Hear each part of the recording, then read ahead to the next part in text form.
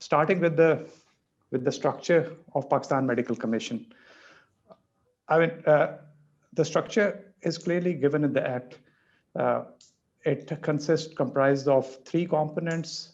I hope you can hear me clearly. Yes. Yes, we are hearing you. Sure. Right. Thank you. I just wanted to confirm. Just wanted to confirm.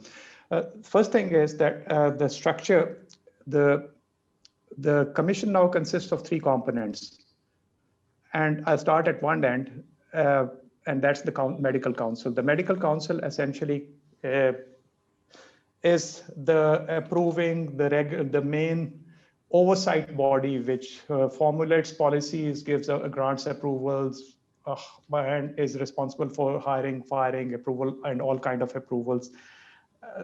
And then there is the academic board, the National Academic Board. The National Academic Board is tasked with formulating the setting the standards and formulating the curriculum of undergraduate and postgraduate education.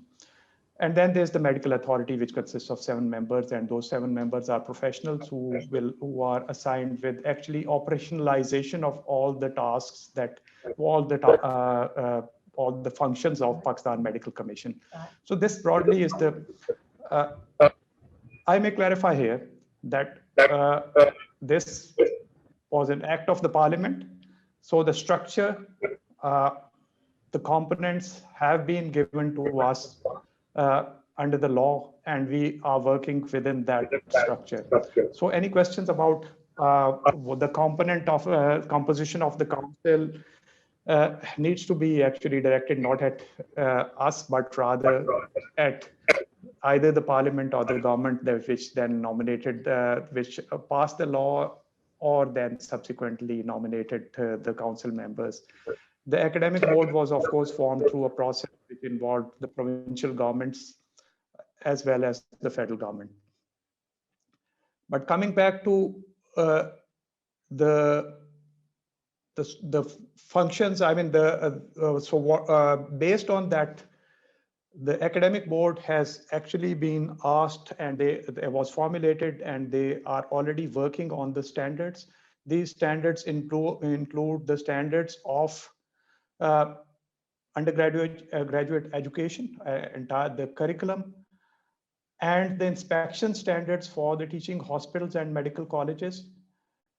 Then they are actually working on the standards of the MD CAT exam, the curriculum of MD CAT exam, the curriculum of National Licensing exam, and the curriculum of National Equivalence Board exam, which is essentially an exam which would be conducted for the students who are desirous of migrating from any foreign medical institution to Pakistan.